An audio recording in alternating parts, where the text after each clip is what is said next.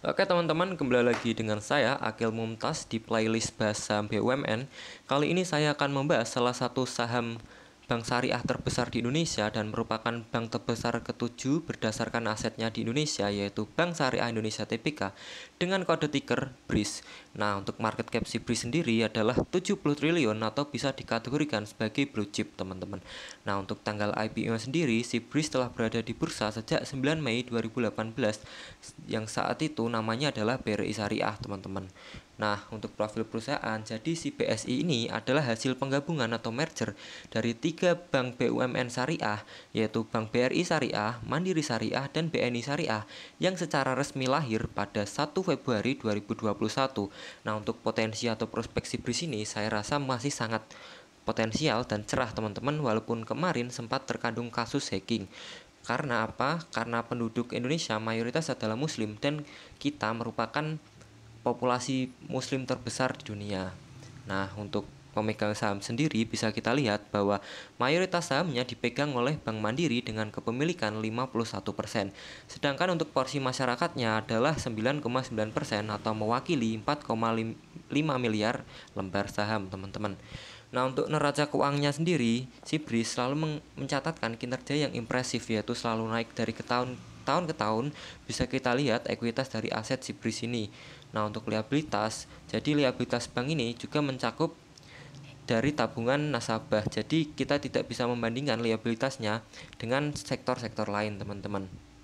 Nah, untuk selanjutnya ini adalah penjualan bersih dan laba bersih tahunan. Jadi si BRIS ini seperti yang sudah saya bilang tadi, kinerjanya selalu naik dari tahun ke tahun. Begitu pula dengan penjualan bersih dan laba bersih kuartal 1 2023. Ini merupakan indikasi yang sangat bagus dari BRIS, teman-teman. Nah, untuk arus kasnya sendiri bisa kita lihat bahwa arus kas operasional si BRIS ini positif, yaitu menandakan si BRIS menghasilkan laba dari kegiatan operasionalnya. Sedangkan untuk arus kas investasi yaitu positif menandakan si BRIS telah mendapatkan dana dari kegiatan menjual aset-aset seperti itu, teman-teman. Nah, untuk arus kas pembiayaan di sini positif menandakan bahwa si BRIS ini telah mendapat dana segar dari saham. Mungkin karena kemarin bulan-bulan kemarin sempat melakukan corporate action yaitu berupa right issue, jadi arus kas pembiayaan si BRIS ini positif, teman-teman. Nah, untuk yang selanjutnya adalah ini, teman-teman, capek atau pembelanjaan modal. Jadi si BRIS ini selalu mengalokasikan modalnya untuk pengembangan bisnis. Nah, untuk free cash flow-nya sendiri bisa kita lihat bahwa di sini minus, namun untuk perusahaan sektor perbankan ini tidak masalah, teman-teman. Nah, lanjut kita ke harga saham. Jadi harga saham BRIS saat ini adalah 1.730 atau sudah mengalami kenaikan sebanyak 183% dari 5 tahun terakhir. Nah, setelah saya hitung menggunakan rumus Benjamin Graham Price, harga wajar dari BRIS ini sebenarnya adalah Rp1.320, teman-teman. Nah, lanjut saja. Tapi sebelum kita lanjut, saya mau kasih tahu teman-teman bahwa perusahaan yang dengan kinerja baik biasanya harga sahamnya selalu di atas harga wajarnya. Karena apa? Karena market atau pasar selalu mengapresiasi lebih perusahaan dengan kinerja yang baik atau dengan dividen yang tinggi, seperti itu, teman-teman. Nah, untuk rasio penting perbankan di sini bisa kita lihat bahwa rasio penting perbankan untuk bank syariah sedikit berbeda dengan bank konvensional yang biasanya kita melihat non performing loan. Nah, diganti menjadi non performing financing atau pembiayaan, karena di bank syariah tidak mengenal riba, teman-teman.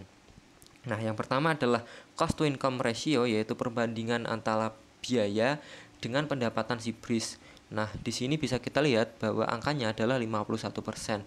Sedangkan non-performing financing atau pembiayaan yang macet bisa dibilang seperti itu adalah sangat kecil, yaitu 0,57%. Sedangkan untuk cadangan modal yang dimiliki BRIS ini apabila terjadi kerugian yaitu 20% dari modalnya. Nah, untuk financing to deposit rasionya sendiri adalah 79%, teman-teman. Nah, untuk rasio keuangan per kuartal 1 2023 adalah yaitu EPS-nya 32, sedangkan PBV-nya 2,2 kali. Seperti yang saya bilang tadi, teman-teman, perusahaan dengan kinerja bagus biasanya harganya selalu di atas harga wajarnya karena diapresiasi oleh market. Nah, untuk PER-nya sendiri adalah 13 kali, masih wajar, teman-teman. Nah, untuk DER-nya sendiri karena ini bank maka dari yang tinggi ini tidak menjadi masalah. Sedangkan untuk ROA adalah 1,88%. Nah, untuk ROE-nya sendiri sangat bagus, yaitu 16,68%. Nah, untuk dividend yield dari dividen BRIS ini sangat kecil teman-teman, di bawah 1%, yaitu 0,53%. Nah, saat ini si BRIS juga tengah melakukan corporate action berupa pembagian dividen. Kalau tidak salah, hanya 9, saya lupa teman-teman, mungkin teman-teman bisa cek sendiri di RTI atau di website dari BRIS ini. Mungkin seperti itu analisa saya mengenai saham BRIS kali ini. Apabila teman-teman masih ada pertanyaan yang belum jelas, mungkin bisa kita diskusikan di kolom komentar. Oke, mungkin cukup sekian penjelasan saya terkait analisa saham BRIS. Terima kasih dan sampai jumpa teman-teman.